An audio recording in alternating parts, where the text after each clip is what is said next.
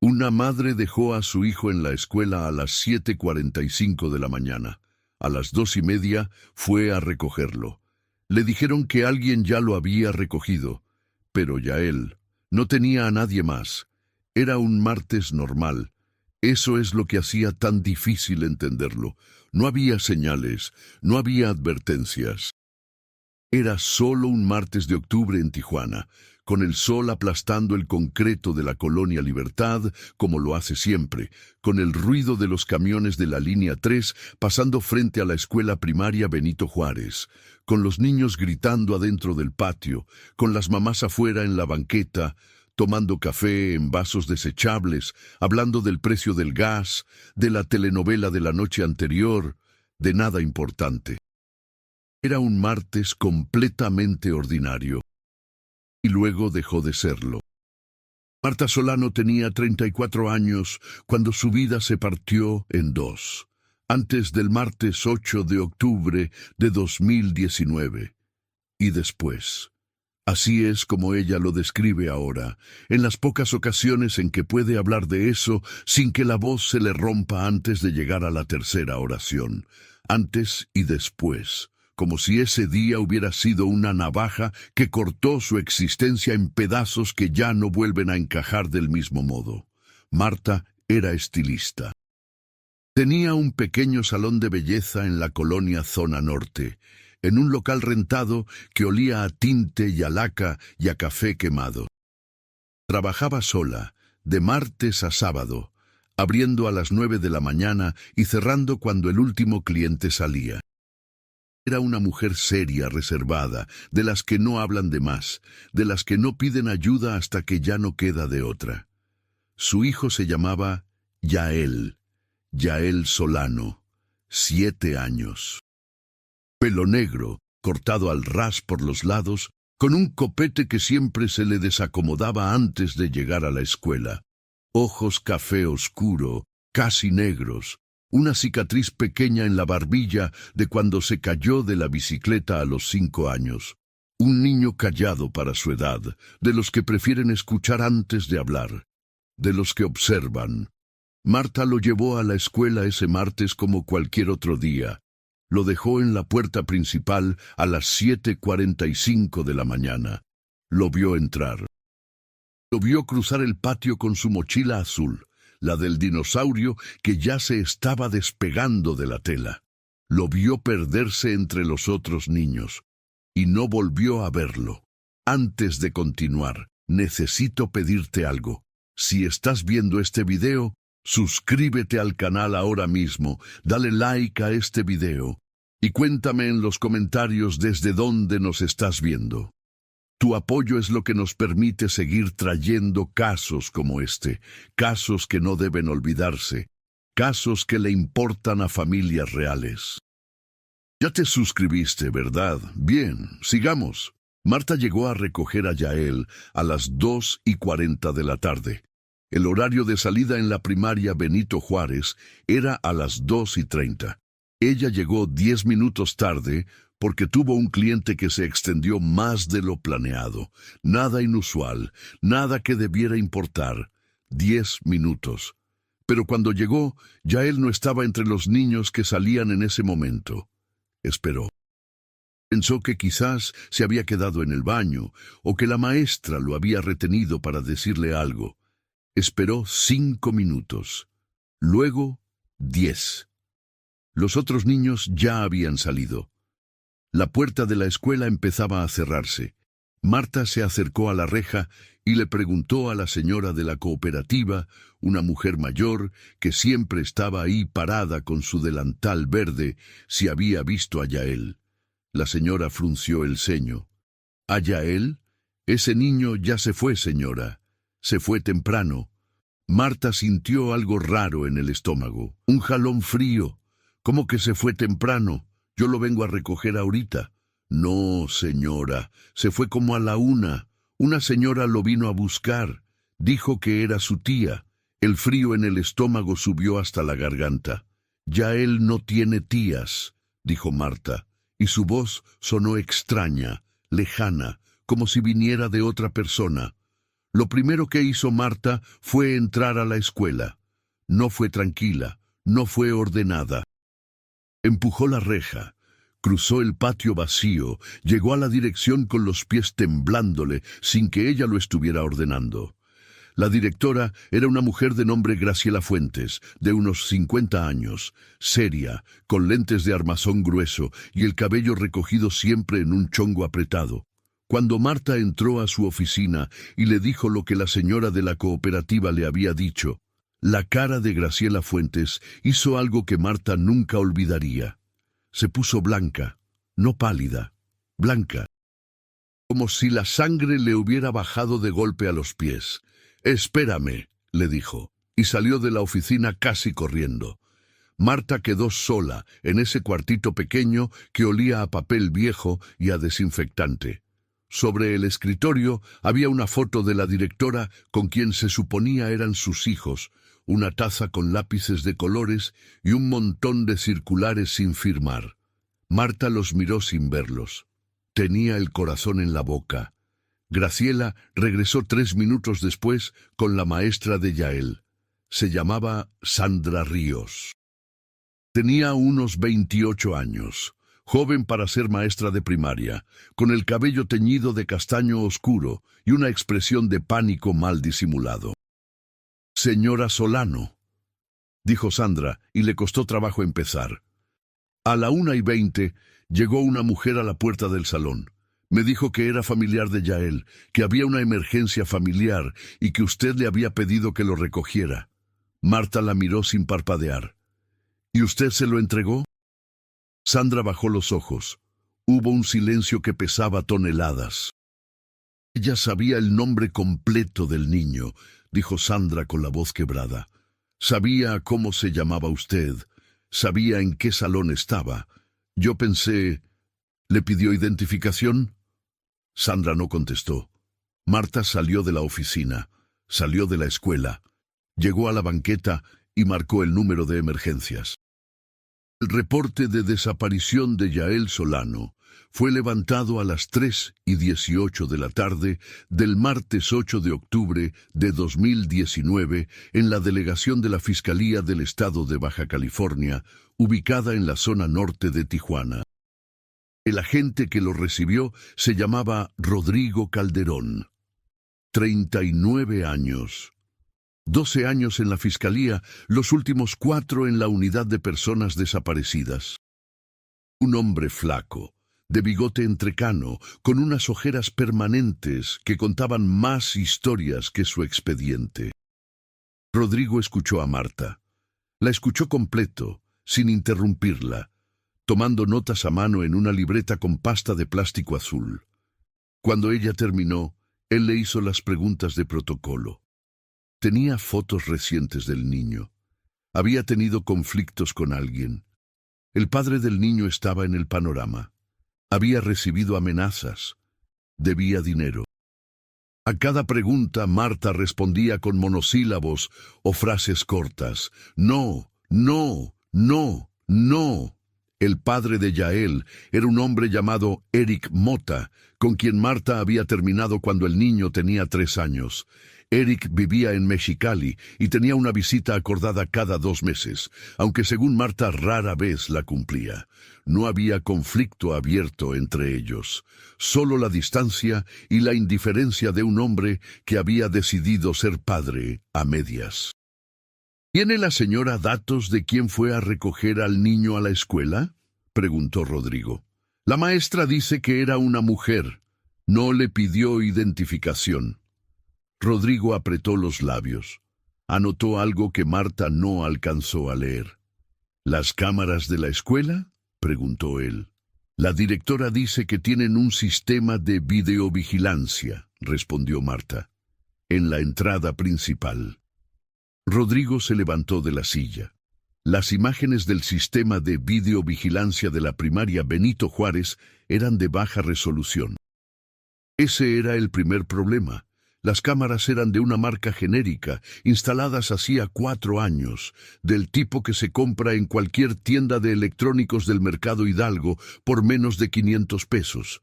Grababan en blanco y negro con una granulación que borroneaba los contornos de todo lo que capturaban. Pero ahí estaba.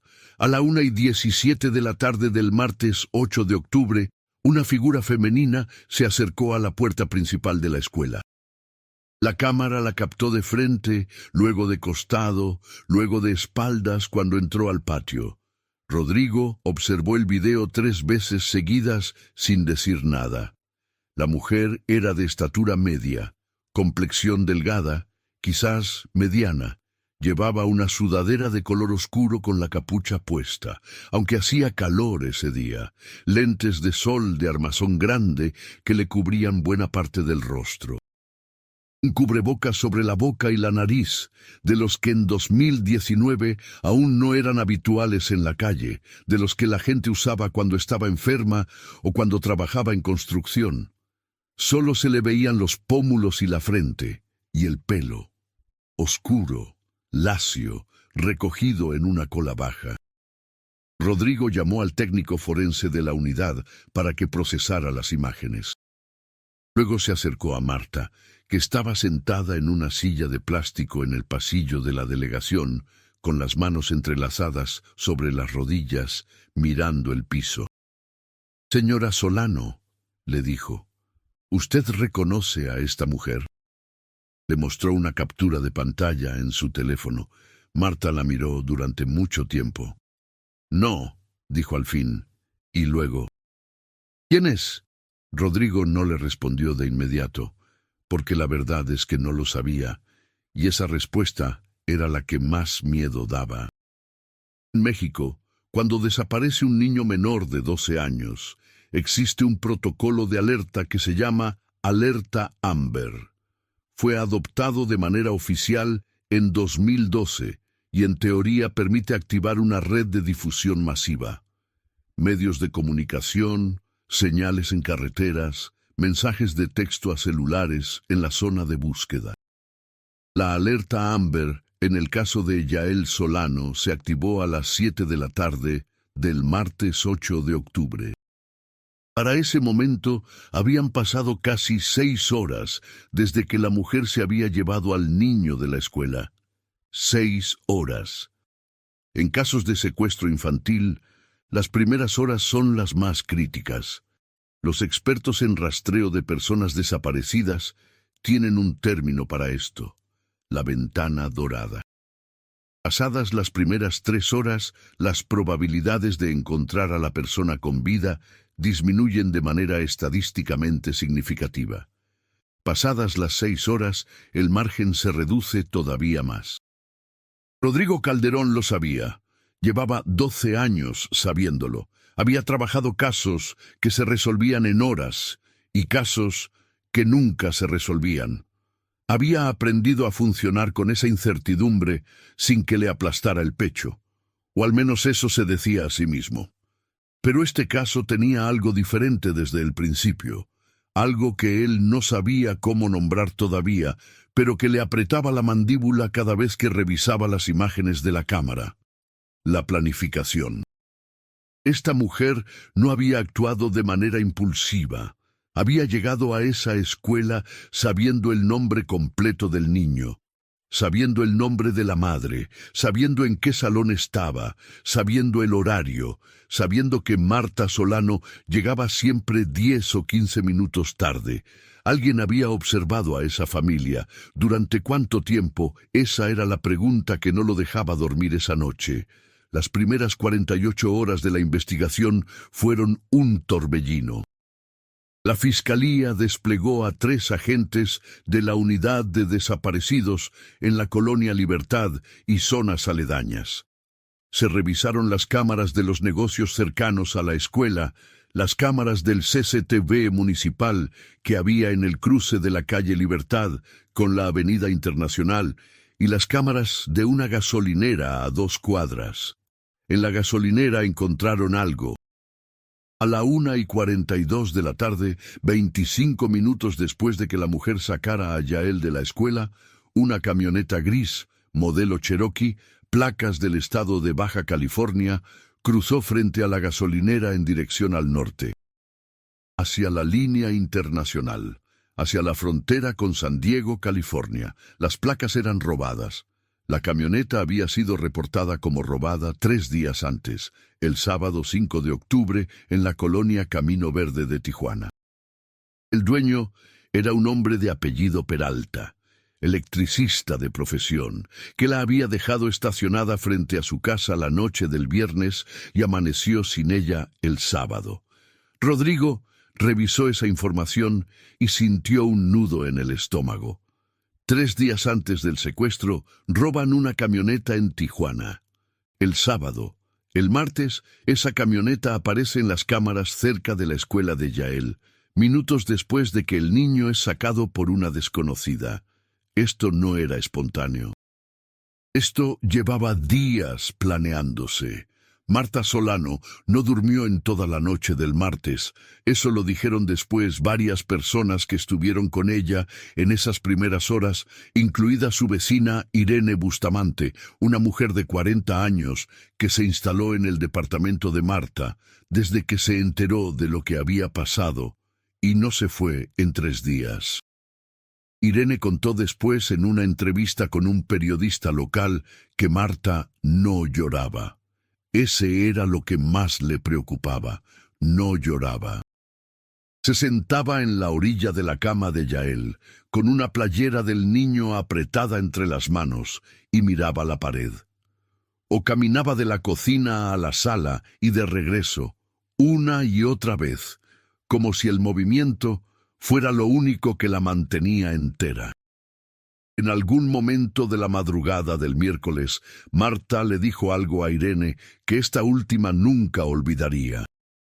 Alguien estuvo viendo a mi hijo, y yo no me di cuenta de nada.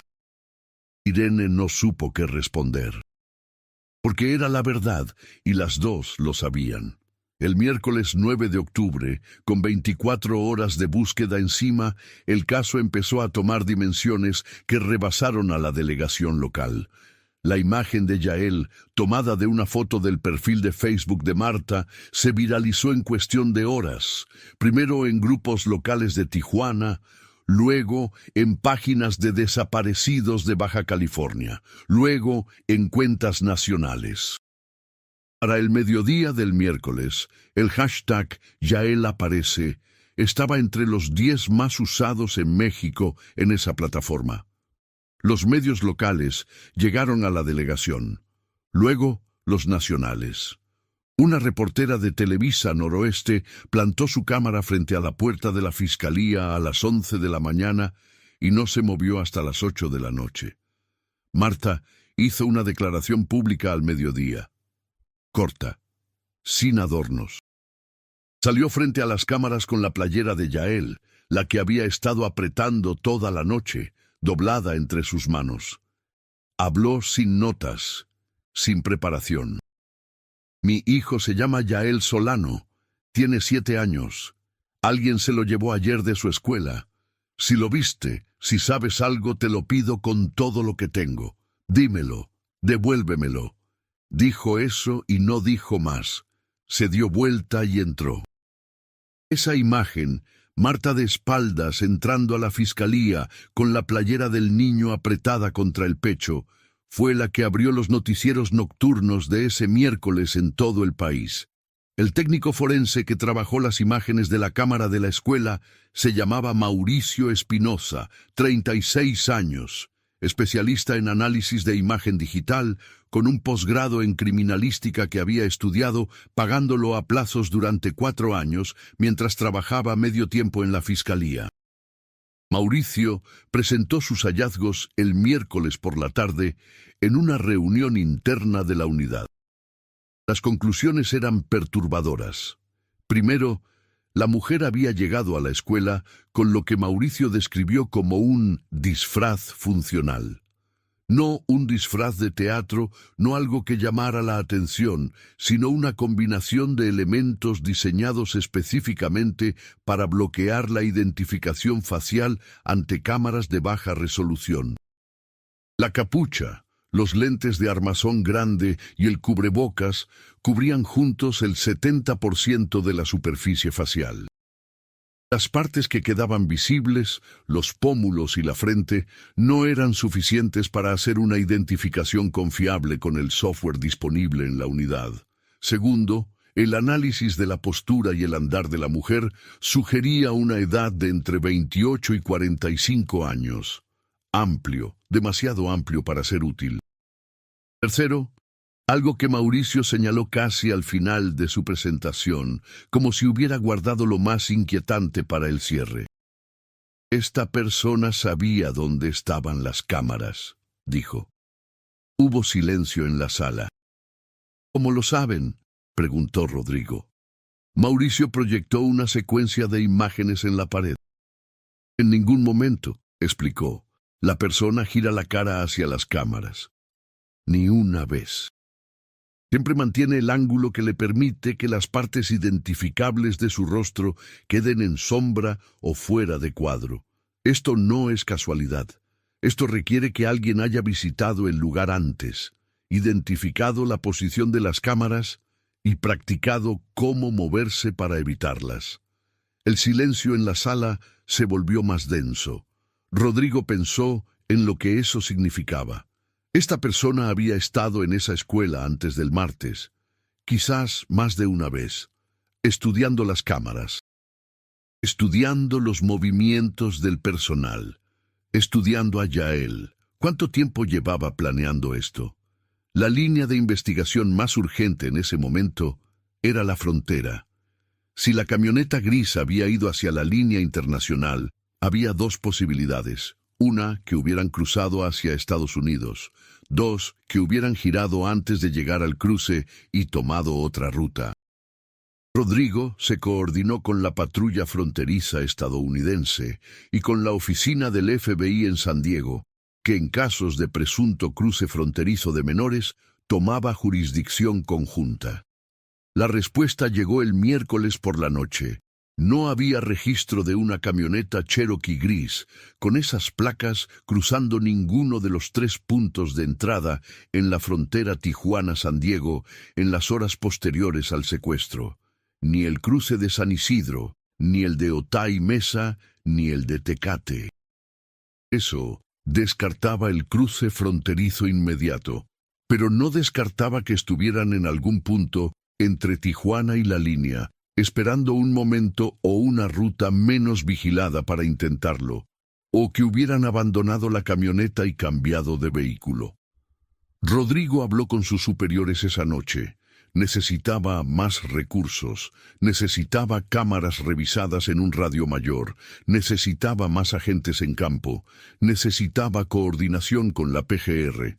Sus superiores le dijeron que harían lo posible. Rodrigo sabía lo que eso significaba en la práctica, pero siguió trabajando. El jueves 10 de octubre, en la mañana, ocurrió algo que nadie esperaba. Una mujer llamó a la línea de denuncia anónima de la Fiscalía de Baja California. No dio su nombre. Habló con voz tranquila, casi clínica. Dijo que había visto la nota de la alerta Amber. Dijo que creía haber visto algo relevante el martes por la tarde, cerca de la colonia Otay, al este de Tijuana. Dijo que había visto a un niño con una mujer adulta, metiéndose a una casa de 2 pisos con bardas altas de concreto pintadas de verde. La llamada duró 40 segundos. La mujer colgó antes de que el operador pudiera pedirle más detalles. Rodrigo escuchó la grabación 2 veces. Luego llamó a sus 2 mejores agentes y les dijo que se prepararan. Iban a Otay. La colonia Otay Constitución está al oriente de Tijuana, subiendo por la mesa de Otay, en una zona que mezcla fraccionamientos de clase media con vecindades más antiguas y calles que se van poniendo más solitarias conforme uno se aleja de los ejes principales.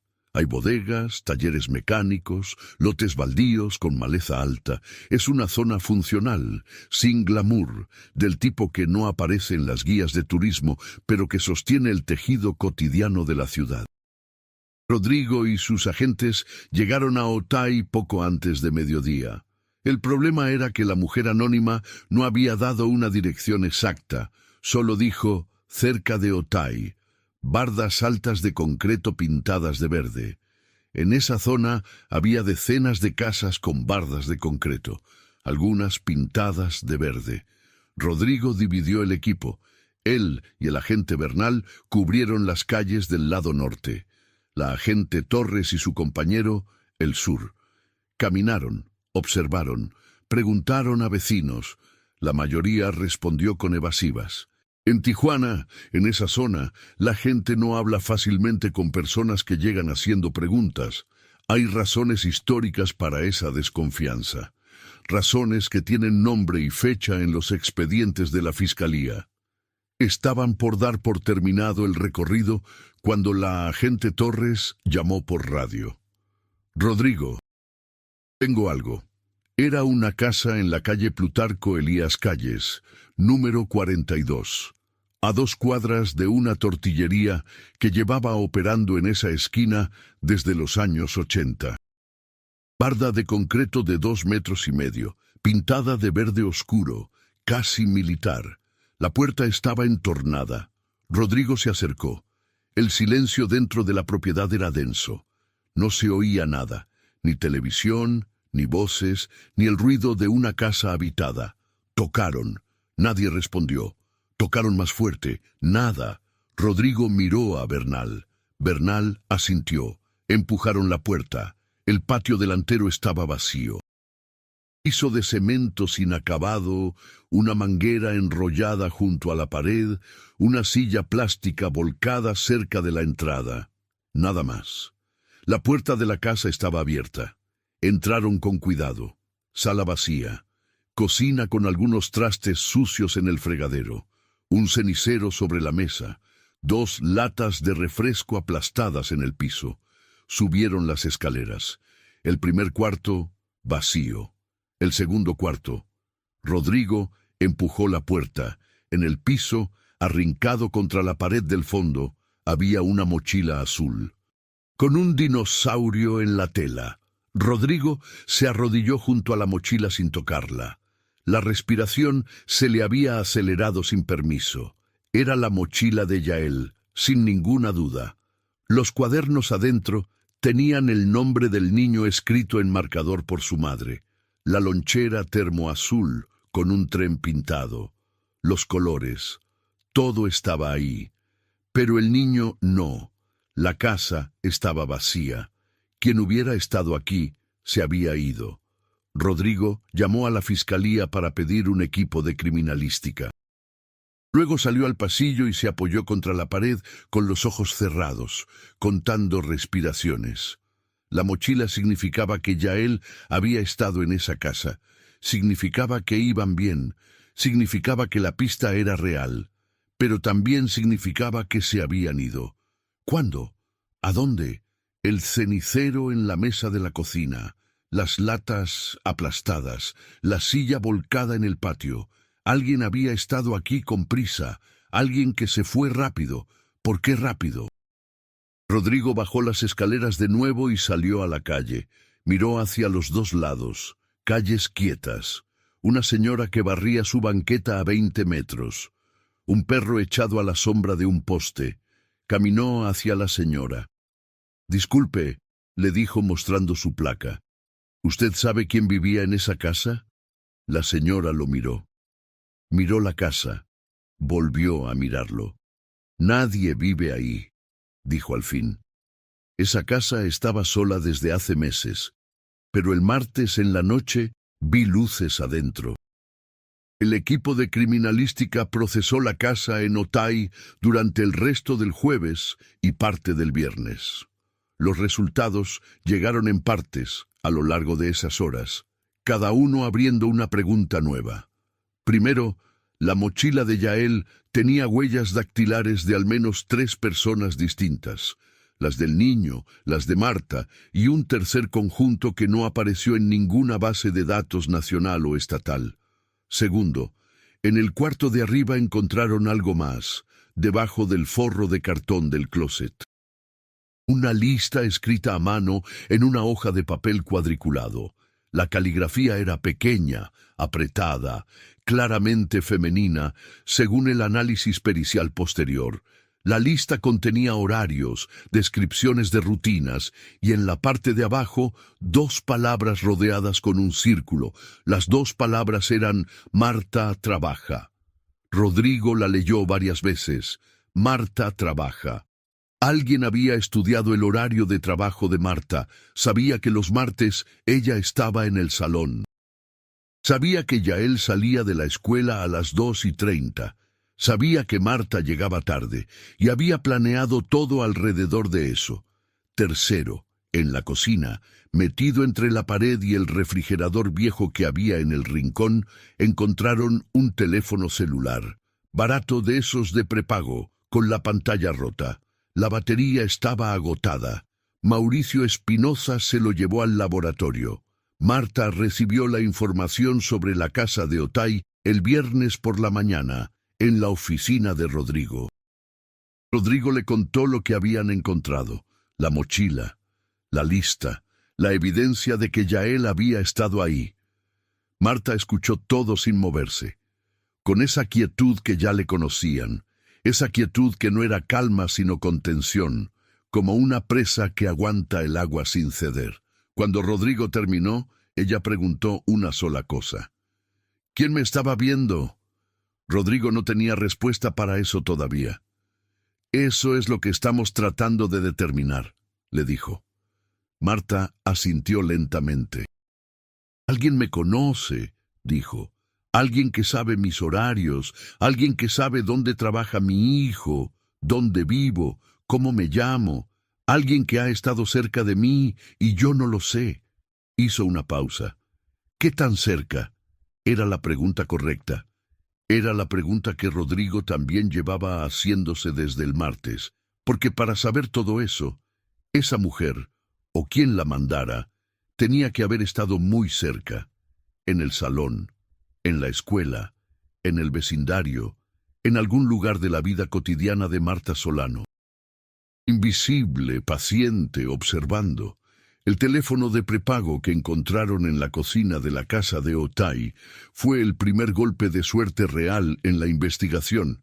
Mauricio tardó 2 días en extraer datos del aparato. La memoria estaba dañada pero no destruida.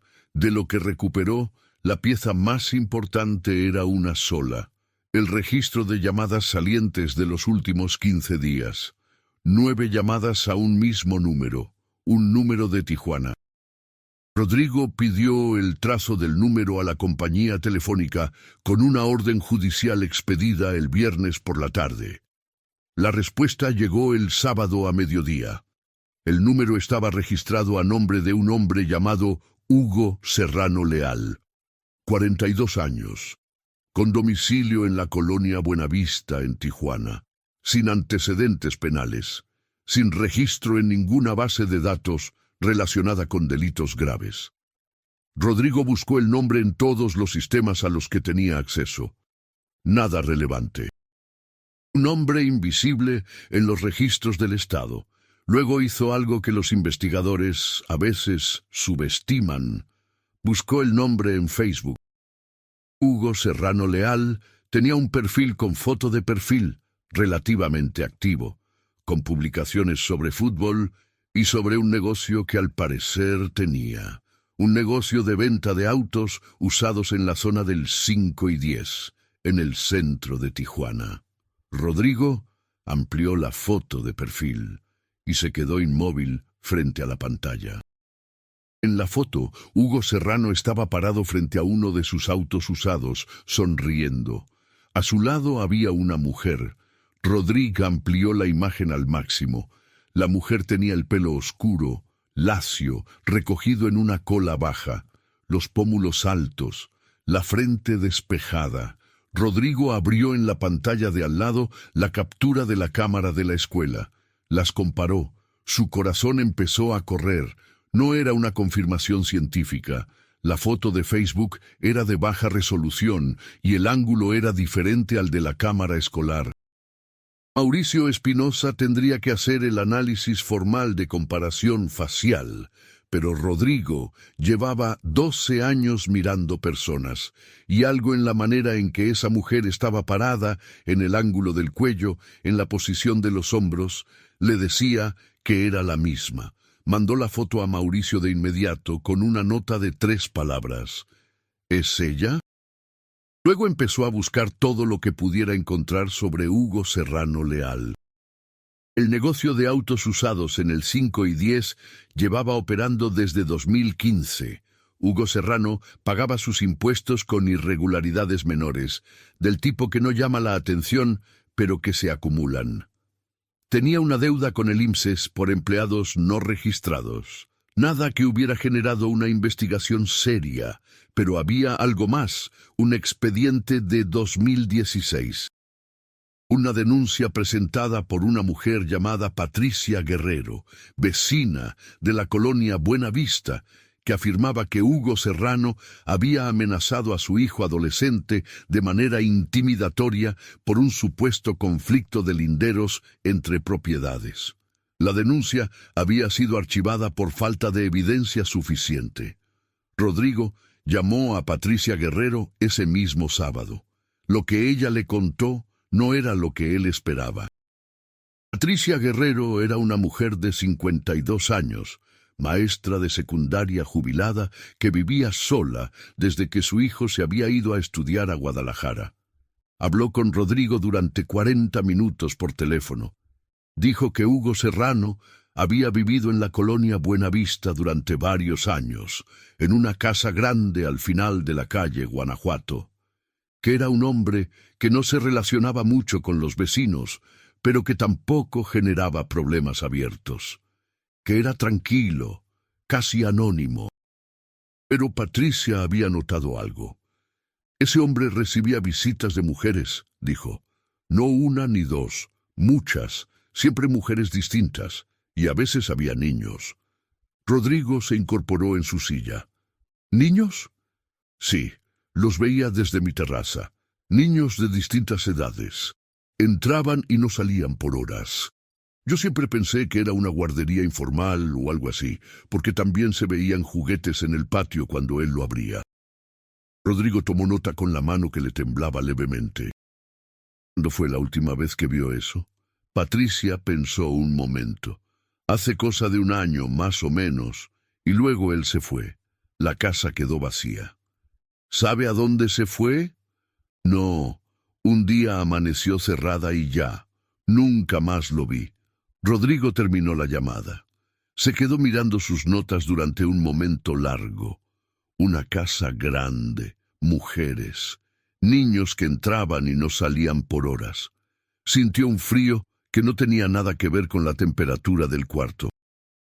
Lunes 13 de octubre, 6 días después del secuestro de Yael, Mauricio Espinosa presentó su análisis comparativo formal.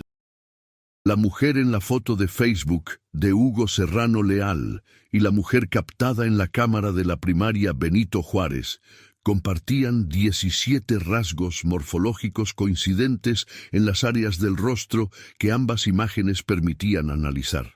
El análisis no era una identificación de certeza absoluta, porque las imágenes eran de baja calidad. Pero sí era suficiente para sustentar una solicitud de orden de aprehensión por parte del Ministerio Público. El juez la firmó ese mismo lunes por la tarde. El problema era que Hugo Serrano Leal había desaparecido. Su negocio del 5 y 10 estaba cerrado. Su departamento actual, un lugar que había rentado en la colonia Garita tras dejar la casa de Buenavista, estaba vacío. Los vecinos decían que no lo habían visto desde hacía más de una semana. Más de una semana. Desde antes del secuestro de Yael.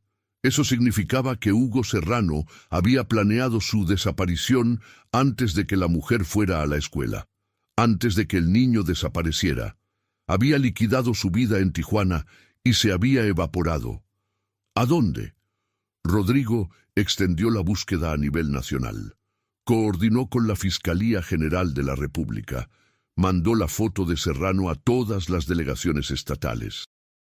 Y mientras esperaba, hizo algo que en ese momento parecía un detalle menor, pero que después resultaría ser la pieza más importante de todo el caso. Buscó a la mujer de la foto, no a Hugo Serrano, a la mujer. ¿Quién era ella? En la foto de Facebook, la mujer aparecía junto a Serrano frente a un auto rojo. No tenía nombre de etiqueta. Rodrigo rastreó los comentarios de la publicación, que era de 2017. Nadie la mencionaba por nombre. Pero en otras fotos del perfil de Serrano, en álbumes más antiguos, había imágenes de una reunión que parecía ser una posada navideña. Y en una de esas fotos, alguien había dejado un comentario que decía: «Qué bonita se ve Daniela». Daniela. Rodrigo buscó los contactos de Facebook de Hugo Serrano que tuvieran ese nombre. Encontró 3. La primera era mayor de 60 años. La segunda vivía en Monterrey y llevaba meses sin actividad en el perfil. La tercera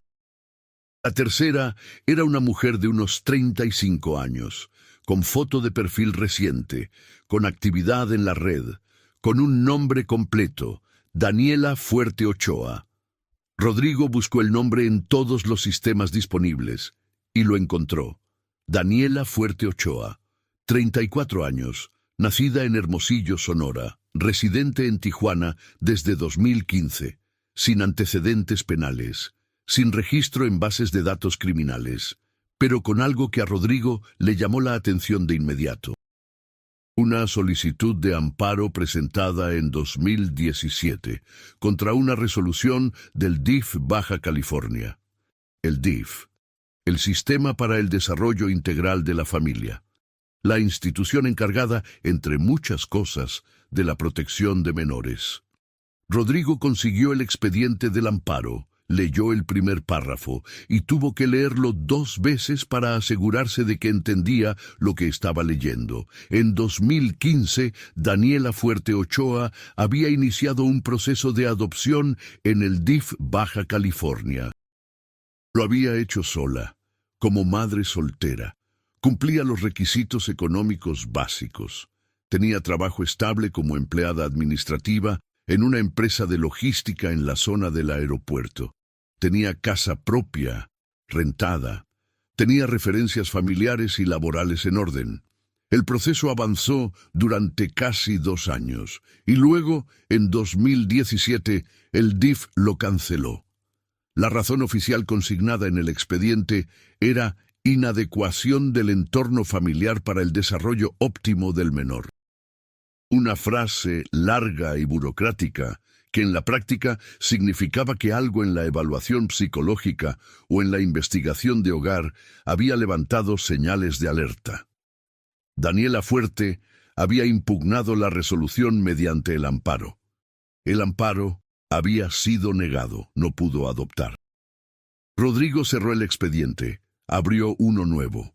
Buscó todas las denuncias, reportes o registros que pudieran conectar el nombre de Daniela Fuerte Ochoa con incidentes relacionados con menores. Tardó 2 horas.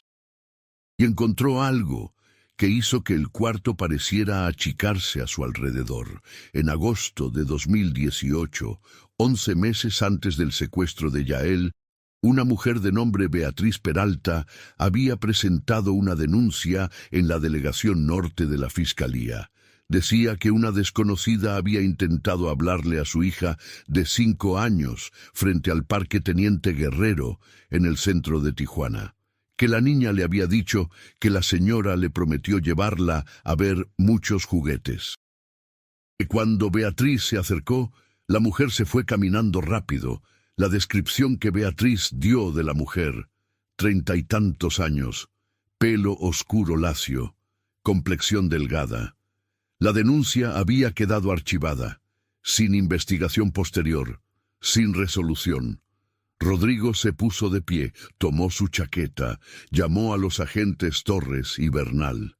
Tenían que encontrar a Daniela Fuerte Ochoa, antes de que desapareciera también. La última dirección registrada para Daniela Fuerte Ochoa era un departamento en la colonia Aviación, cerca del Aeropuerto Internacional de Tijuana. Un edificio de 3 pisos color beige, de los que hay miles en esa ciudad, con macetas en los balcones y ropa tendida en algunos de ellos. Llegaron al anochecer del lunes 13 de octubre. El edificio tenía un encargado, un hombre de unos 60 años, con chanclas y un periódico doblado en la mano, que los recibió en la planta baja. Rodrigo le preguntó por Daniela Fuerte del departamento 12. El encargado frunció el ceño. La señorita Daniela. Sí, pero ya no vive aquí. ¿Cuándo se fue? La semana pasada. ¿El jueves o el viernes? Llegó con unas cajas, agarró sus cosas y se fue. Me dijo que le avisara al dueño que ella ya no iba a continuar con el contrato. ¿Le dejó algún dato de contacto? ¿Dijo a dónde iba? El encargado negó con la cabeza. Nada, se fue nomás. El jueves o viernes de la semana anterior. 4 o 5 días antes del secuestro de Yael. Hugo Serrano había desaparecido antes del secuestro. Daniela Fuerte había abandonado su departamento antes del secuestro. Los dos se habían ido con anticipación, con planeación, con una logística que indicaba que no actuaban solos. Rodrigo estaba parado en la banqueta frente al edificio cuando su teléfono sonó. Era Mauricio Espinosa. Rodrigo, encontramos algo más en el teléfono de Otay. Pude recuperar un fragmento de conversación de mensajes de texto. Está parcialmente corrupto, pero hay algo que necesitas ver. ¿Qué dice? Hubo un segundo de pausa. Dice, el niño ya está con nosotros. El siguiente es el sábado. Rodrigo cerró los ojos un segundo. El siguiente. No era el primero. No era el último. Yael no era el único niño. Hay frases que cambian el curso de una investigación. No siempre son dramáticas. A veces son cortas, casi ordinarias, del tipo que podrías leer en cualquier conversación de teléfono y no notar nada. Pero en el contexto correcto, en el momento correcto, esas frases abren una puerta que antes no existía. El niño ya está con nosotros. El siguiente es el sábado. Rodrigo leyó el fragmento 3 veces en la pantalla que le envió Mauricio. 3 veces, parado en la banqueta frente al edificio beige de la colonia Aviación, con el ruido del tráfico de la carretera federal detrás de él y el frío nocturno de octubre bajando por la mesa de Otay. El siguiente no decía otro niño, no decía otro caso. Decía el siguiente, con la naturalidad de quien habla de un pendiente en una lista de trabajo, como si hubiera una secuencia, como si Yael fuera un número en una serie. Rodrigo llamó de inmediato a su jefe, el subprocurador Alejandro Venegas, y le explicó lo que tenían. Venegas era un hombre de 57 años, político más que investigador, de los que medían cada decisión por su impacto en la prensa antes que por su utilidad en el campo. Pero esa noche, al escuchar a Rodrigo, algo en su voz cambió. «Necesito que vengas a la fiscalía ahorita», le dijo, «y trae todo lo que tienes». Rodrigo llegó a las 9:40 de la noche. Lo que comenzó como la investigación de una desaparición individual estaba a punto de convertirse en algo mucho más grande. La reunión en la fiscalía duró hasta la 1 de la mañana. Estaban presentes el subprocurador Venegas, Rodrigo, los agentes Torres y Bernal, Mauricio Espinosa desde el laboratorio vía teléfono y un hombre que Rodrigo no conocía pero que Venegas presentó como el agente Leandro Mora, de la Unidad Especializada en Tráfico de Personas de la Fiscalía General de la República. Eso fue lo primero que indicó a Rodrigo la magnitud de lo que estaban enfrentando. Cuando la FGR manda a un especialista en tráfico de personas, no lo hace por un solo caso aislado. Leandro Mora era un hombre delgado, de unos 44 años, con cabello corto y una mirada que analizaba todo con la frialdad de alguien que ha visto demasiado. Venía de Ciudad de México. Había llegado en el vuelo de las 7 de la tarde. Presentó lo que la FGR tenía. En los últimos 18 meses, en 3 estados del noroeste de México, había habido 7 reportes de desaparición de menores de entre 5 y 10 años, en circunstancias que compartían un patrón. Todos habían sido sustraídos de entornos escolares o cercanos a escuelas. En todos los casos, los sustrayentes eran mujeres que afirmaban ser familiares. En todos los casos, las cámaras disponibles capturaban figuras con el rostro parcialmente cubierto. En ningún caso se había encontrado al menor. 7 niños, en 3 estados, Sonora, Sinaloa y ahora Baja California. 7 niños en 18 meses, y nadie había conectado los puntos hasta ahora porque cada caso había quedado en manos de las fiscalías estatales correspondientes, sin coordinación federal. El silencio en la sala cuando Mora terminó de hablar era el tipo de silencio que pesa. Rodrigo pensó en Yael, en su mochila azul tirada en el piso de esa casa en Otay. En la foto de Marta que había visto en la delegación, abrazando la playera de su hijo. 7 niños. Y Yael podría ser el 8º en la lista de alguien. El patrón que Mora presentó era aterrador en su precisión. Cada sustracción había ocurrido en una ciudad distinta, con diferencias de 2 a 3 meses entre una y otra. Los sustrayentes eran mujeres distintas en cada caso, aunque la descripción física general era similar. Complexión media, pelo oscuro, entre 30 y 45 años. En ningún caso se había podido hacer una identificación positiva, pero había un elemento que conectaba al menos 4 de los 7 casos. En 4 de los expedientes, investigadores locales habían encontrado evidencia de que alguien había recabado información detallada sobre las rutinas de las familias antes de actuar.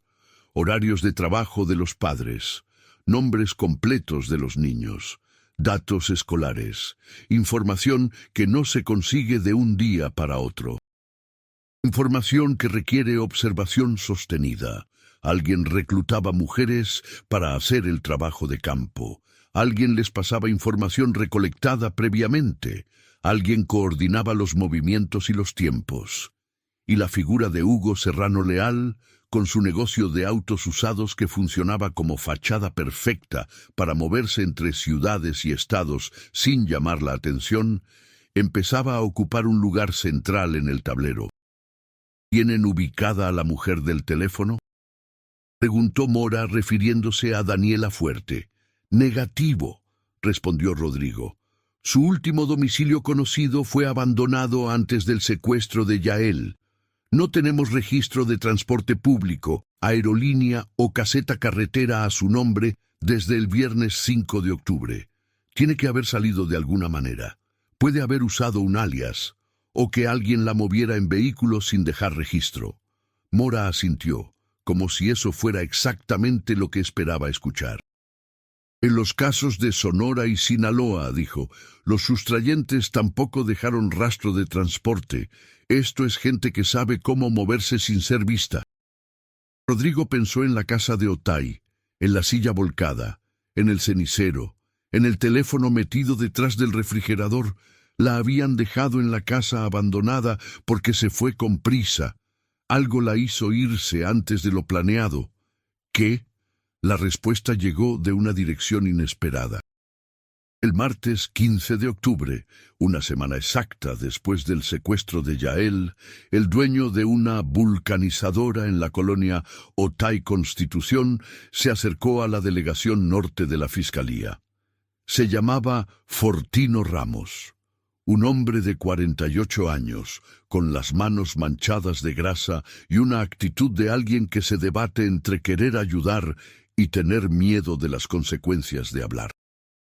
Le dijeron que esperara. Rodrigo llegó 20 minutos después.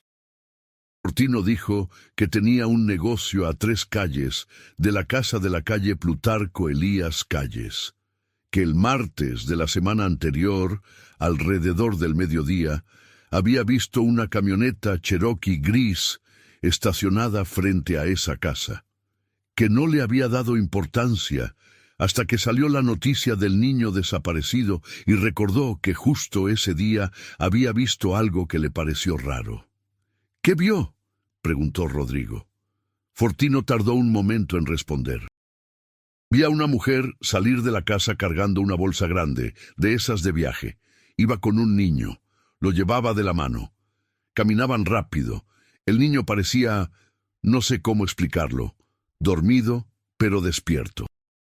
¿Dormido pero despierto? Sí, como adormilado. Caminaba pero con los ojos medio cerrados. Ella lo jalaba. Rodrigo sintió el frío en el esternón. Sedado. El niño estaba sedado. ¿Recuerda a qué hora fue eso? Como a las 2. 2:15 quizás. Las 2 de la tarde del martes. Eso era menos de una hora después de que la mujer sacó a Yael de la escuela. Vio hacia dónde fueron, se subieron a la camioneta. Ella lo metió atrás, en el asiento trasero, y lo acostó. Luego se subió al asiento del copiloto. Manejaba otra persona. ¿Pudo ver quién manejaba? Hombre, más o menos así. Fortino señaló su propia altura. No vi bien la cara. Tenía gorra. ¿Hacia dónde se fueron? Fortino señaló con el pulgar hacia el este. Para el lado de Tecate. Tecate. No hacia la frontera de San Isidro, ni hacia Otay Mesa, los cruces más transitados y vigilados. Hacia Tecate, el cruce más pequeño y menos congestionado de los tres. El que en horas no pico tiene menos personal y menor densidad de cámaras. El que alguien con conocimiento local elegiría precisamente por esas razones.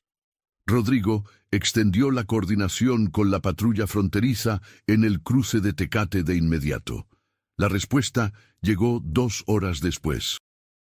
No había registro de una Cherokee gris con las placas robadas cruzando por Tecate ese día, pero había algo más.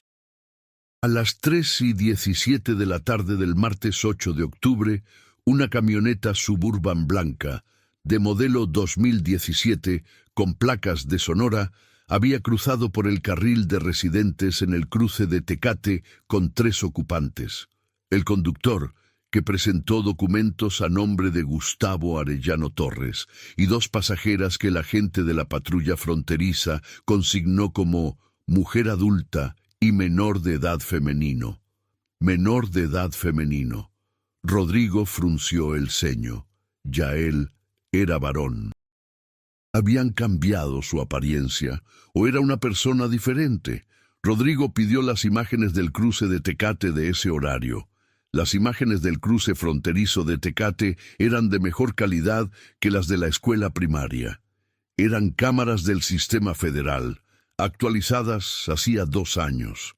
Mauricio Espinosa las analizó durante 4 horas, y cuando llamó a Rodrigo, había algo distinto en su voz.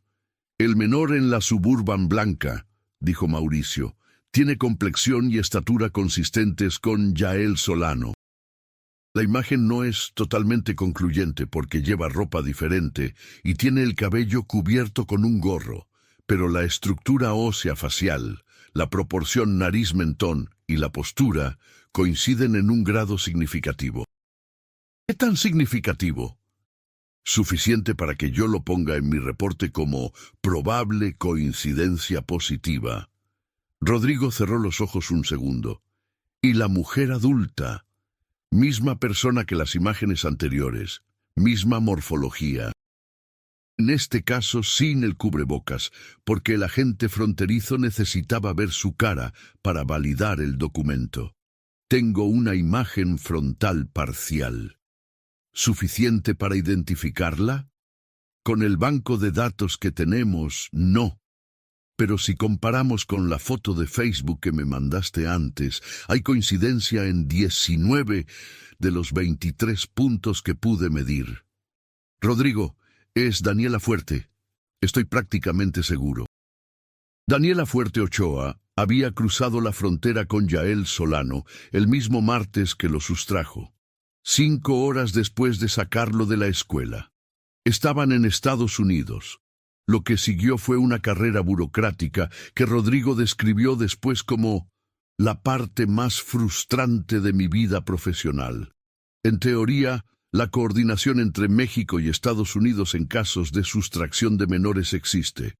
Hay tratados, hay protocolos, hay líneas directas entre fiscalías y agencias federales. Hay el Centro Nacional para Niños Desaparecidos y Explotados del lado americano, que tiene mecanismos para actuar rápido. En la práctica, cada institución tiene sus propios tiempos, sus propias cadenas de autorización, sus propios formularios que deben llenarse de cierta manera para que el siguiente nivel los procese. Y mientras los formularios viajaban de escritorio en escritorio, Yael Solano seguía desaparecido. Rodrigo trabajó 16 horas seguidas ese martes, coordinando con la FGR, con el Consulado General de México en San Diego, con la oficina del FBI en California. Bernal y Torres lo apoyaron desde sus terminales sin quejarse. A la medianoche, el FBI confirmó que abrirían una investigación paralela, que buscarían a Gustavo Arellano Torres, el conductor de la Suburban, que las autoridades del condado de San Diego recibirían la alerta. Era un avance, era real, pero no era Yael de regreso. Marta Solano no estaba esperando sentada. Eso era algo que Rodrigo entendió demasiado tarde. Mientras él coordinaba con federales y con el FBI, mientras la burocracia hacía su trabajo lento, Marta había estado haciendo algo por su cuenta. Llevaba días hablando con periodistas, con activistas, de organizaciones de búsqueda de personas desaparecidas, con madres que habían pasado por algo parecido. Había construido en una semana una red de contactos que los investigadores tardaban meses en armar, porque Marta no era solo una madre desesperada, era una mujer inteligente, metódica, que cuando no podía controlar su dolor, lo convertía en movimiento. El jueves 17 de octubre, 9 días después de la desaparición de Yael, Marta apareció en una transmisión en vivo desde su cuenta de Facebook. No era el tipo de declaración controlada que los abogados y los agentes le recomendaban. Era ella sola, frente a la cámara de su teléfono, en la cocina de su departamento. Habló durante 8 minutos. Habló de Yael, de su mochila azul con el dinosaurio, de la cicatriz en la barbilla, de que le gustaba coleccionar piedras del suelo, cualquier piedra que le pareciera interesante, y que tenía una cajita de cartón debajo de la cama llena de ellas. Y luego dijo algo que generó un revuelo que nadie esperaba. Sé que hay más niños desaparecidos en la misma situación que Yael. Sé que no es el primero, y si hay madres que están pasando por lo mismo, necesito que me busquen, necesito que hablemos. La transmisión alcanzó 400,000 reproducciones en menos de 12 horas, y al día siguiente, 4 mujeres la contactaron. Las 4 mujeres que contactaron a Marta eran madres cuyos hijos habían desaparecido en el noroeste de México en los últimos 18 meses. Una de Sonora, 2 de Sinaloa, una de Baja California, de Mexicali, un caso que no había llegado al tablero de Rodrigo porque la delegación de Mexicali lo tenía clasificado de manera diferente. Marta habló con cada una de ellas por videollamada. Escuchó sus historias y luego le llevó lo que había escuchado a Rodrigo en persona en la delegación el viernes 18 de octubre. Rodrigo la recibió con la incomodidad de alguien que sabe que una víctima está haciendo su trabajo, que está avanzando más rápido que el sistema y que no puede decidir si estar agradecido o preocupado. Marta llegó con notas escritas en un cuaderno de espiral, con letra apretada y subrayados en rojo. Se sentó frente a Rodrigo y puso el cuaderno sobre el escritorio. Los niños desaparecen cerca de escuelas, dijo. Siempre los sacan mujeres. Siempre dicen ser familiares. Siempre saben más de lo que deberían saber sobre la rutina de la familia. Y siempre hay un hombre que aparece en el fondo, que no es el que hace el trabajo visible, pero que coordina. Rodrigo la miró en silencio. «Ya lo saben», dijo Marta. No era una pregunta. «Llevamos días trabajando en eso», respondió Rodrigo.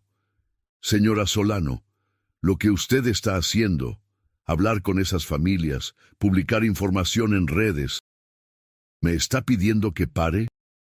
Le estoy pidiendo que tenga cuidado. Esta gente sabe quién es usted, sabe dónde vive, sabe dónde trabaja». Marta lo miró con una fijeza que Rodrigo recordaría durante mucho tiempo. «Lo sé», dijo. «Por eso no paro». La noche del viernes 18 de octubre, Rodrigo recibió una llamada del agente del FBI en San Diego con quien había estado coordinando. El agente se llamaba Michael Torres, de ascendencia mexicana, bilingüe, que llevaba 8 años trabajando casos de tráfico de personas en la frontera sur de California. Torres le dijo que habían encontrado la Suburban blanca. Estaba estacionada en un lote al norte de la ciudad de El Cajón, en el condado de San Diego. Abandonada. Las placas de Sonora eran falsas. No había huellas utilizables en el interior.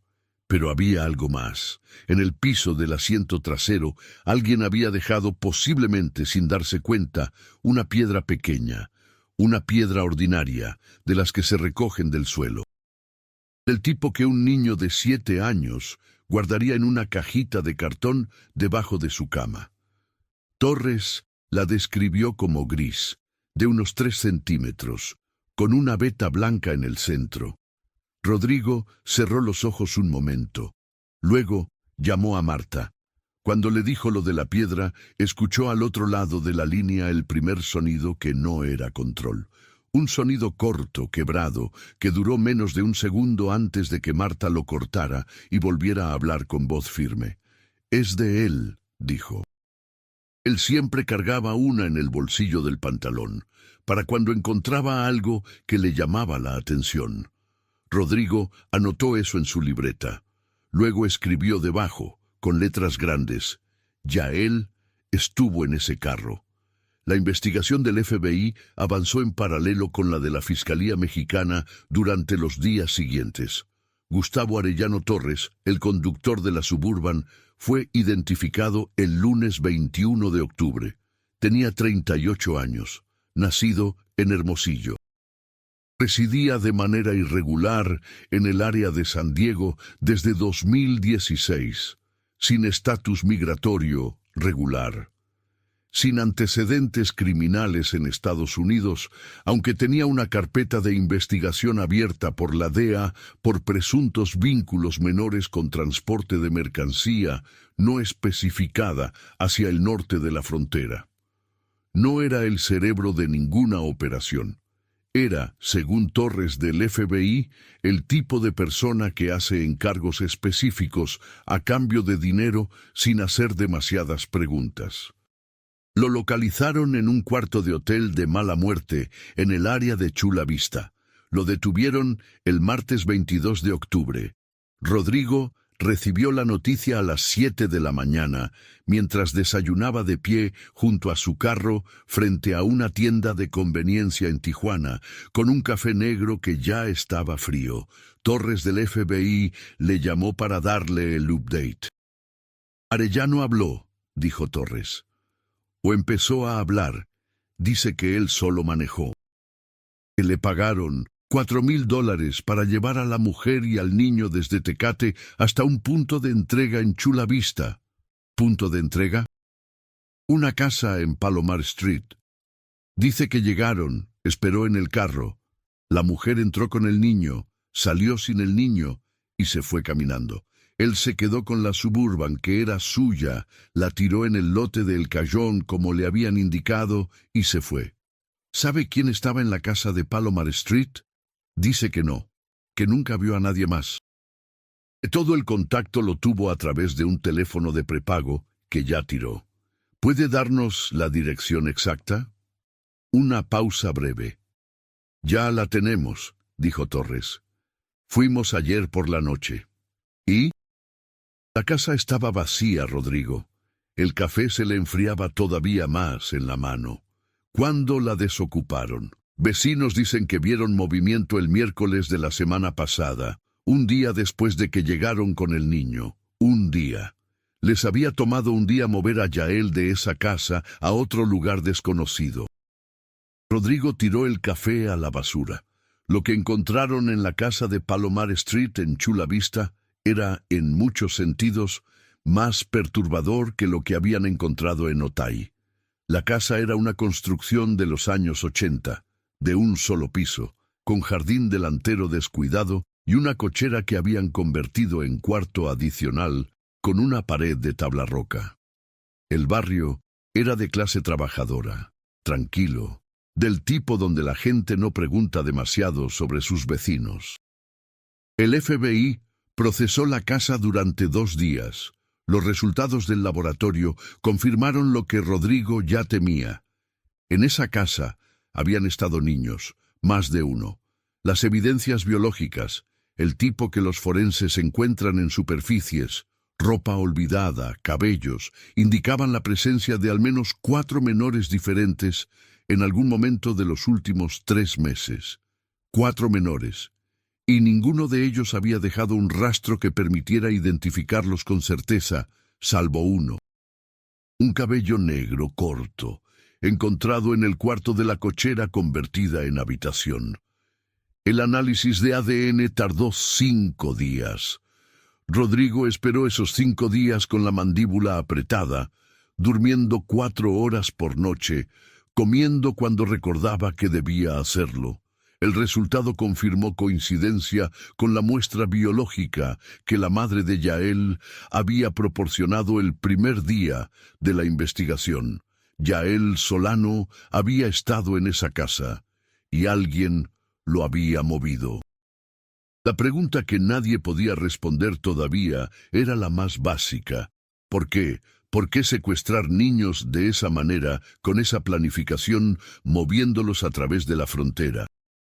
Rodrigo y Mora de la FGR habían estado evitando nombrar la respuesta más obvia porque nombrarla daba una dimensión diferente al caso, una que requería recursos y coordinación que ninguno de los dos estaba seguro de tener.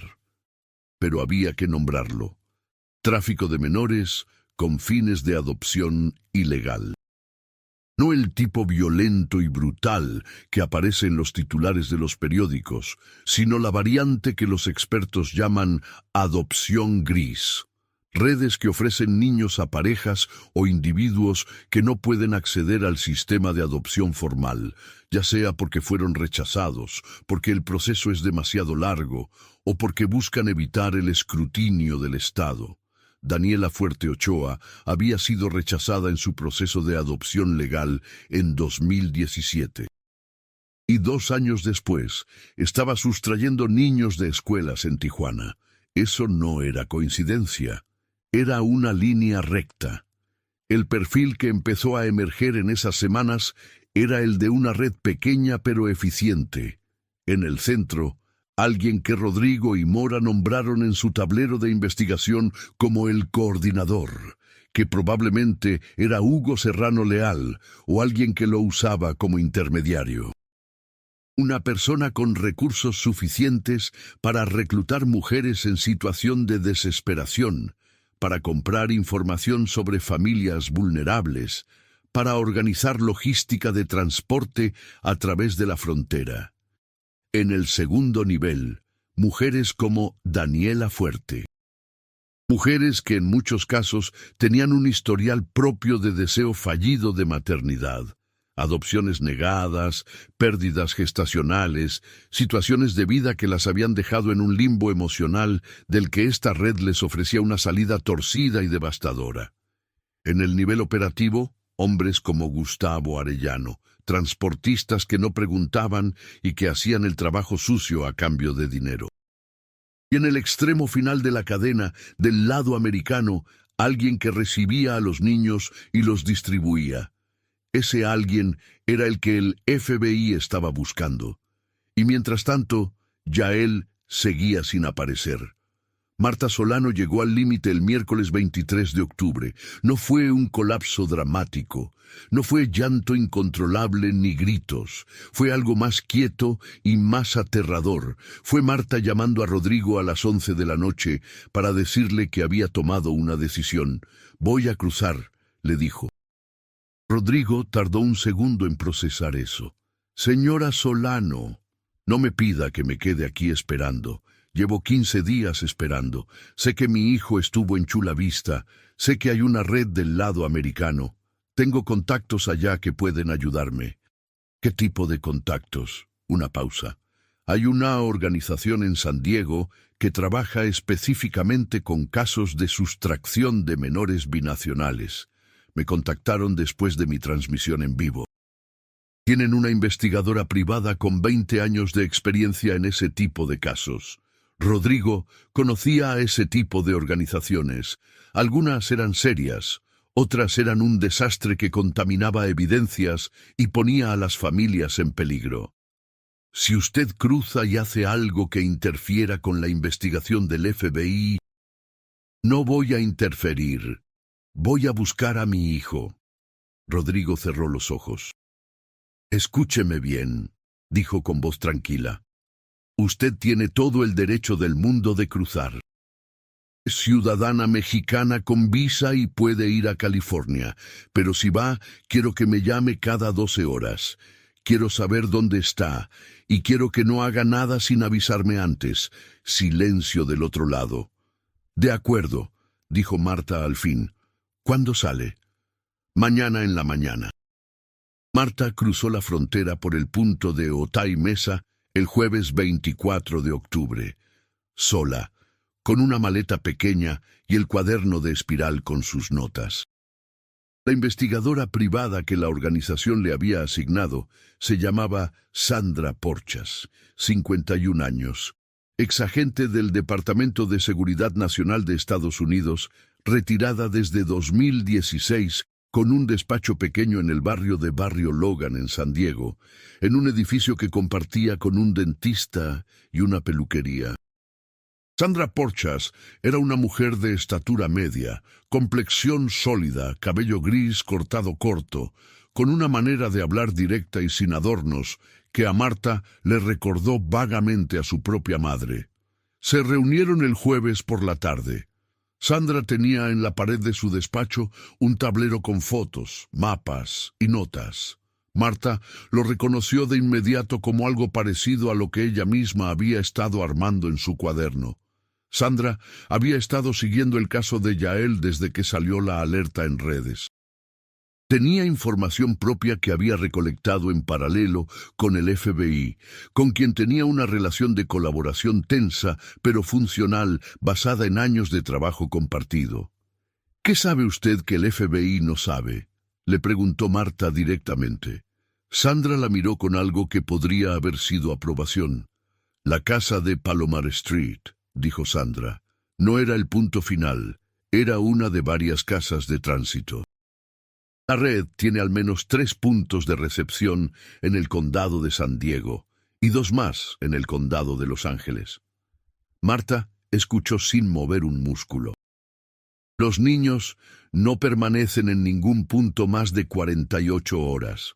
Los mueven constantemente, lo que hace que cada vez que alguien se acerca a una ubicación, el niño ya no esté ahí. Es una logística diseñada para frustrar a los investigadores. ¿Sabe dónde está Yael ahora? No. Pero tengo una pista de dónde pudo haber ido después de Palomar Street. Sandra Porchas tenía una fuente. No le dijo a Marta quién era. Solo le dijo que era alguien dentro de la red que había empezado a cooperar porque tenía sus propias razones para querer que todo se derrumbara. Las fuentes infiltradas en ese tipo de redes son siempre dobles filos. Pueden ser genuinas, pueden ser trampas, pueden ser personas que dicen la verdad parcial para protegerse a sí mismos mientras siguen operando. Sandra lo sabía.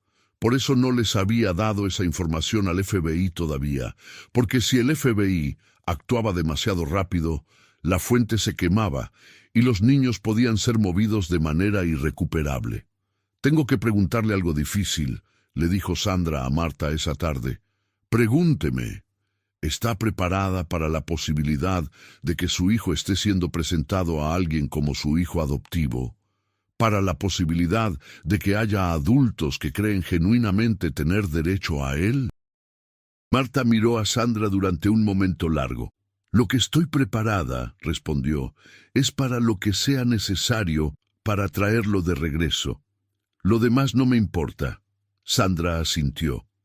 «Bien, porque esto se va a poner complicado». La fuente de Sandra apuntaba hacia el norte, específicamente hacia el área del condado de Orange, a unos 100 kilómetros al norte de San Diego. Una zona residencial de clase media alta, con calles arboladas y casas con jardín, el tipo de vecindario donde nadie espera que ocurran cosas así, que es precisamente por qué ocurren. Sandra le explicó a Marta el mecanismo que su fuente le había descrito. Los niños eran entregados a adultos que habían pagado por ellos. Pagado cantidades que oscilaban entre los 15 y los $40,000, dependiendo de factores que resultaba difícil pronunciar en voz alta: edad, apariencia, supuesta compatibilidad con la pareja o el individuo que los recibía. Los documentos de identidad de los niños eran alterados, los nombres cambiados, la historia fabricada, y los adultos que los recibían, en muchos casos, creían estar haciendo algo legal. Habían sido convencidos de que era un proceso de adopción extrajudicial, de los que en la narrativa de la red eran presentados como opciones válidas para quienes habían sido rechazados por el sistema formal. Algunas de esas personas sabían exactamente lo que estaban haciendo. Otras eran, en cierto modo, víctimas también de la misma desesperación que explotaba la red. Marta escuchó todo eso y guardó silencio por un momento. «¿Cuántos de los 7 niños han aparecido?», preguntó. Sandra no respondió de inmediato. «Ninguno», dijo al fin. El silencio que siguió era del tipo que no admite relleno. El sábado 26 de octubre, 18 días después de la desaparición de Yael, algo cambió. La fuente de Sandra envió una dirección en la ciudad de Garden Grove, condado de Orange. Sandra la recibió un sábado por la tarde, mientras Marta dormía 2 horas en el sofá del despacho, el primer descanso real que tomaba desde que había cruzado la frontera. Sandra la despertó sin suavizar nada. «Tengo una dirección». Marta se incorporó de inmediato. «¿Es confiable?» «No lo sé con certeza, pero es lo más concreto que hemos tenido». «¿El FBI?» Sandra dudó un segundo. «Tenemos que llamarles. Si vamos solos y esto sale mal, todo el caso se cae. Si llamamos al FBI y ellos actúan, es posible que Yael salga de ahí hoy». Marta asintió. Sin hesitar. «Llama al FBI». Sandra llamó al agente Torres. Torres tardó 4 minutos en llamar de regreso con un equipo de coordinación activo.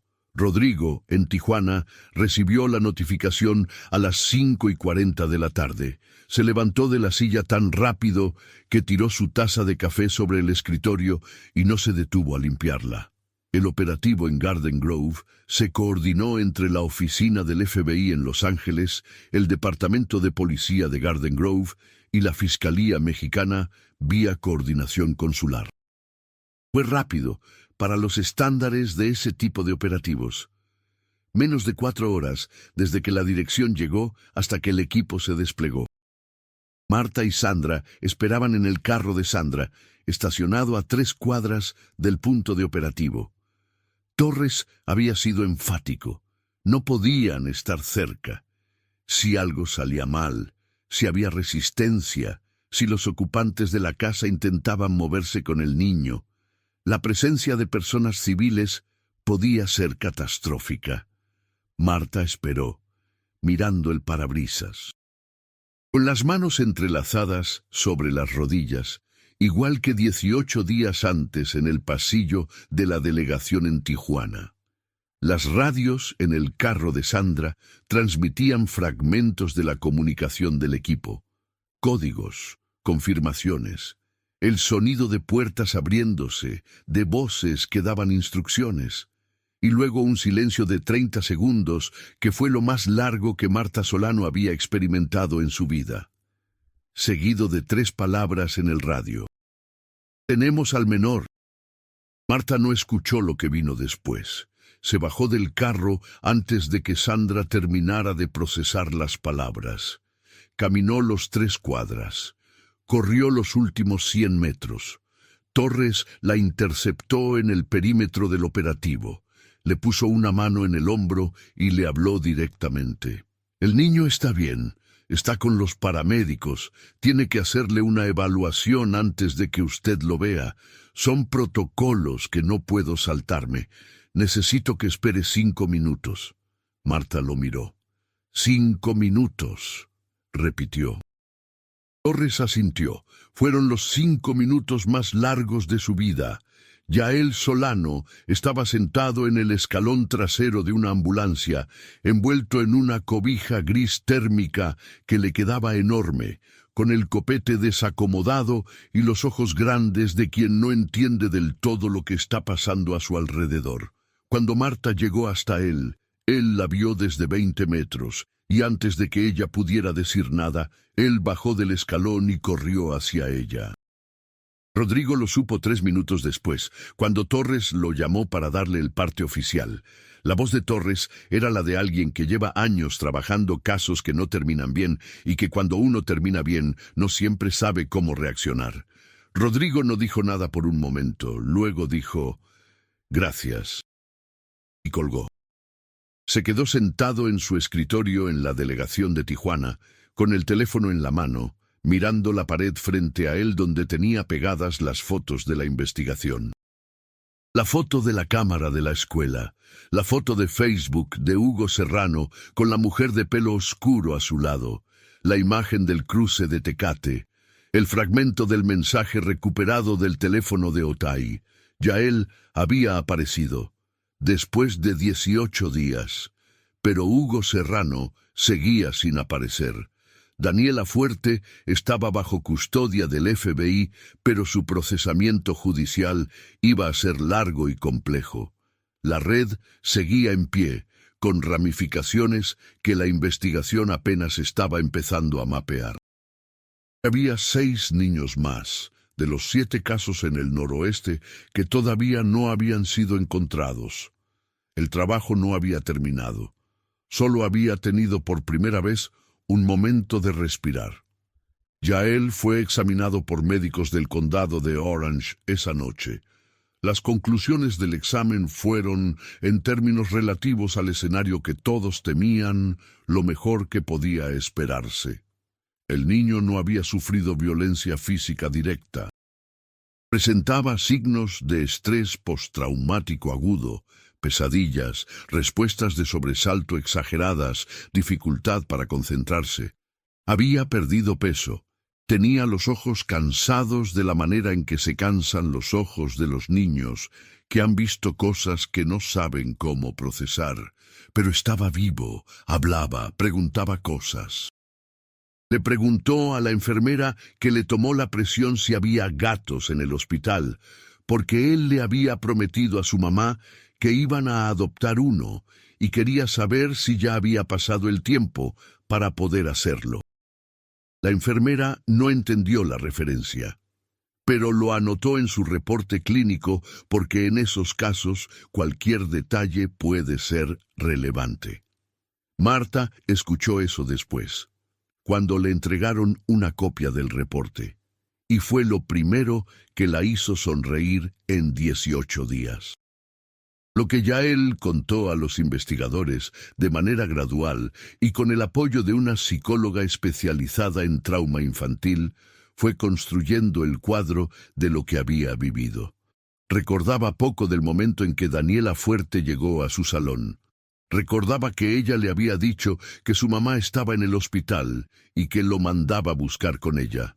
Recordaba que le dio algo de tomar, una bebida dulce, en la camioneta, y que después de eso todo se volvió borroso. Recordaba fragmentos de la casa en Otay. Una ventana que daba a un patio con pasto seco, un televisor con caricaturas que ponían siempre en volumen bajo, una mujer que nunca le decía su nombre, pero que le llevaba comida 3 veces al día. Recordaba el cruce de la frontera en un estado de somnolencia que le impedía procesar bien lo que veía. Recordaba voces en inglés que no entendía. Recordaba que lo llamaban por un nombre diferente. Marcos.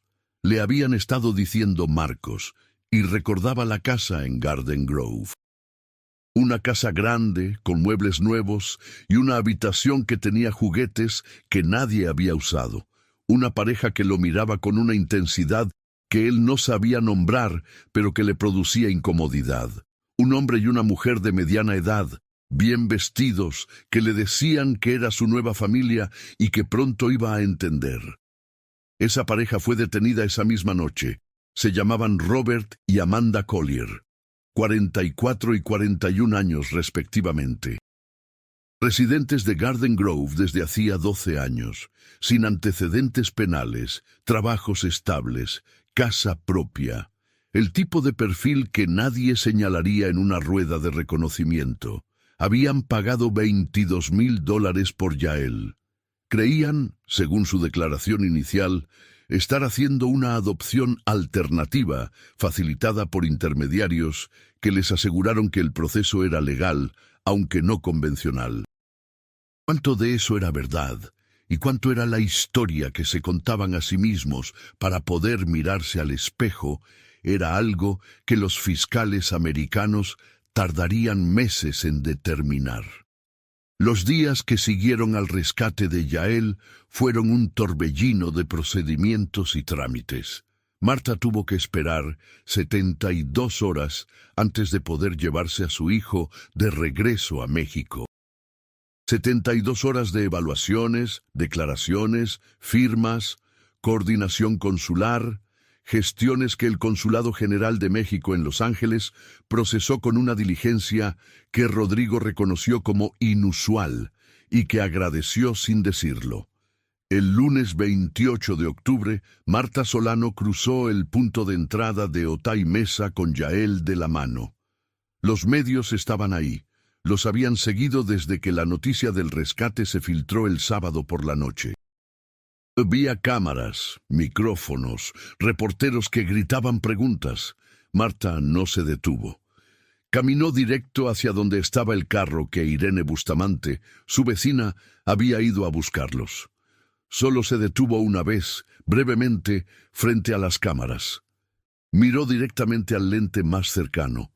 «Hay 6 niños más», dijo. «No paren de buscarlos». Y siguió caminando. La investigación no cerró con el regreso de Yael. Rodrigo Calderón lo sabía mejor que nadie. Daniela Fuerte Ochoa quedó bajo proceso en Estados Unidos, enfrentando cargos federales que incluían tráfico de menores, cruce ilegal de fronteras con menor y privación ilegal de la libertad.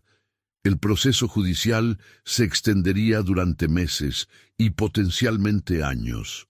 Hugo Serrano Leal fue localizado 3 semanas después del rescate de Yael, en noviembre de 2019, en una ciudad del estado de Jalisco. Vivía bajo un nombre falso en un departamento de renta en Guadalajara. No había cruzado fronteras. Se había quedado en México, moviéndose de ciudad en ciudad, confiando en que la distancia y el tiempo lo protegerían. No fue así.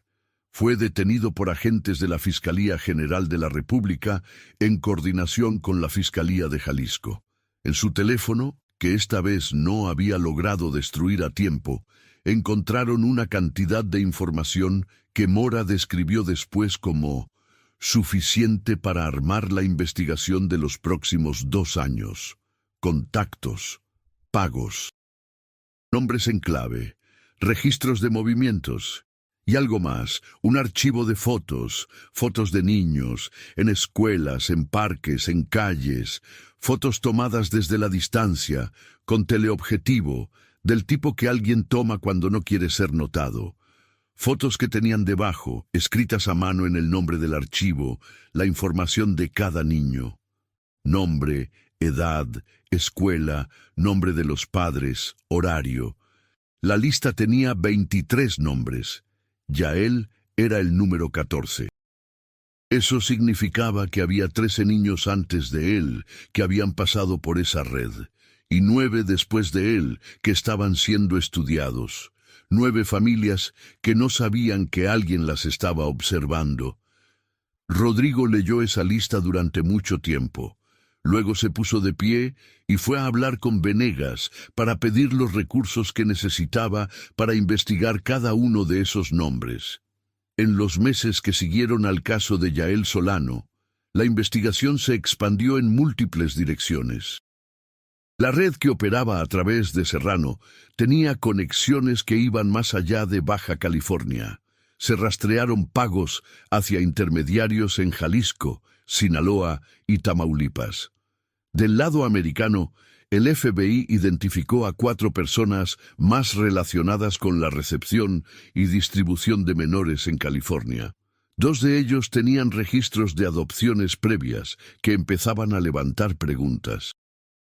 De los 6 niños desaparecidos antes de Yael, en los casos de Sonora y Sinaloa, 4 fueron localizados en el transcurso de los siguientes 6 meses.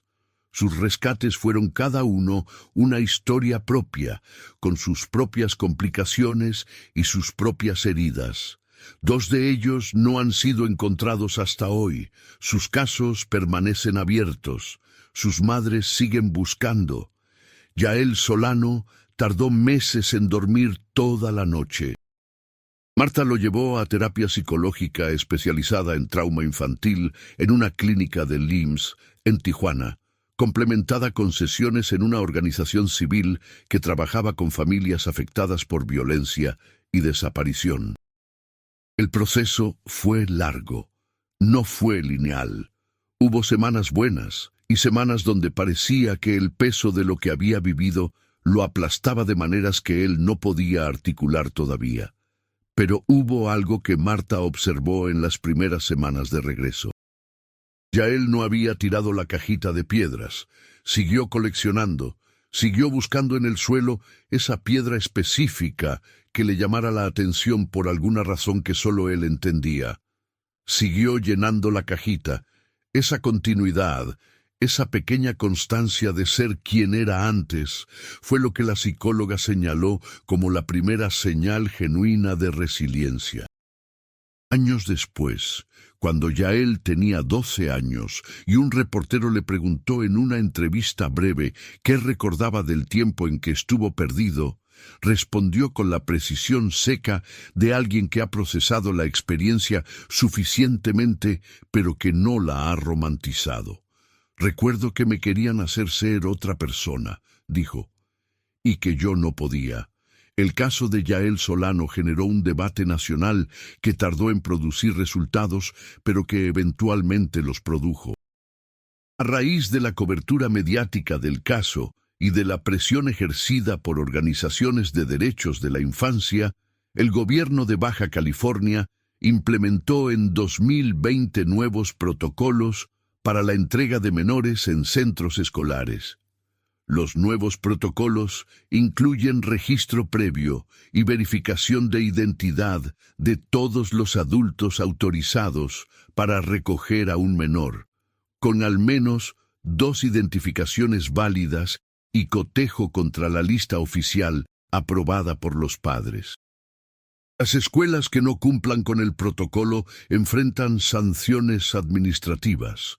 Fue un cambio que llegó tarde para Yael, pero quizás llegó a tiempo para alguien más. Rodrigo Calderón siguió trabajando en la unidad de personas desaparecidas de la Fiscalía de Baja California hasta 2023, cuando solicitó su retiro anticipado.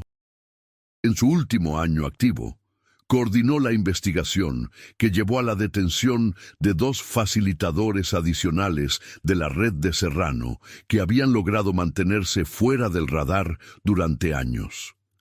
En la pequeña fiesta que sus compañeros le hicieron el día de su retiro, en un salón de fiestas modesto en la colonia Libertad, alguien puso una torta frente a él y le preguntó de qué caso se sentía más orgulloso. Rodrigo pensó durante un momento genuino, del que pudo haberse quedado sin resolver y no se quedó, dijo. Nadie le preguntó cuál era. Todos lo sabían. Marta Solano reabrió su salón de belleza en diciembre de 2019, 6 semanas después del regreso de Yael. No fue fácil volver a la normalidad, no fue fácil pararse detrás de su mesa de trabajo y atender a clientes y hablar de cosas cotidianas, mientras por dentro seguía procesando lo que había pasado. No fue fácil dejar a Yael en la escuela por primera vez después del regreso, aunque la escuela era otra, en otra colonia, con otro protocolo y con una maestra que Marta había entrevistado personalmente antes de matricularlo. Pero lo hizo, porque la alternativa era dejar que el miedo ganara la forma permanente de sus días. Y Marta Solano había decidido, desde aquella primera noche en que se sentó en la orilla de la cama vacía de su hijo, con su playera apretada en las manos, que el miedo no iba a tener la última palabra. Siguió hablando públicamente del caso durante años. Siguió conectando a familias con recursos. Siguió respondiendo mensajes de madres que la buscaban en redes sociales, desesperadas, preguntando qué hacer cuando lo que tenías que hacer era lo que nadie quería enseñarte porque nadie esperaba que fuera necesario. En 2022, junto con 2 de las otras madres cuyos hijos habían sido parte de la misma red, fundó una organización civil con sede en Tijuana dedicada a la prevención de sustracción de menores y al acompañamiento de familias en procesos de búsqueda. La organización lleva el nombre de Yael en el logo, aunque Marta siempre aclara que no es un monumento ni un memorial. Es una herramienta, dice, para que lo que nos pasó sirva para algo más que el dolor. Y Daniela Fuerte Ochoa. Es la pregunta que más hacen las personas que conocen el caso. ¿Qué pasó con ella? Su proceso judicial en Estados Unidos se resolvió en 2021. Fue encontrada culpable de tráfico de menores en grado de complicidad, secuestro internacional y cruce fronterizo ilegal con menor. Fue condenada a 18 años de prisión federal, sin posibilidad de reducción de condena por buen comportamiento, dadas las características del delito. Durante el juicio, cuando se le dio la oportunidad de declarar, Daniela Fuerte dijo algo que los periodistas presentes en la sala reprodujeron en sus notas de manera casi idéntica, porque fue la única vez que habló de manera espontánea y directa. Dijo que ella creía genuinamente que lo que estaba haciendo era darle a ese niño una vida mejor. La sala quedó en silencio. La fiscal que llevaba el caso respondió con una frase que tampoco nadie olvidó. Una vida mejor no se construye sobre una madre destrozada. El teléfono de prepago que encontraron en la cocina de la casa de Otay, el que tenía el fragmento de mensaje sobre el siguiente, nunca fue atribuido de manera definitiva a una persona específica dentro de la red. Hay partes de este caso que siguen sin respuesta. Hay preguntas que la investigación no pudo resolver. ¿Quién financió originalmente la red?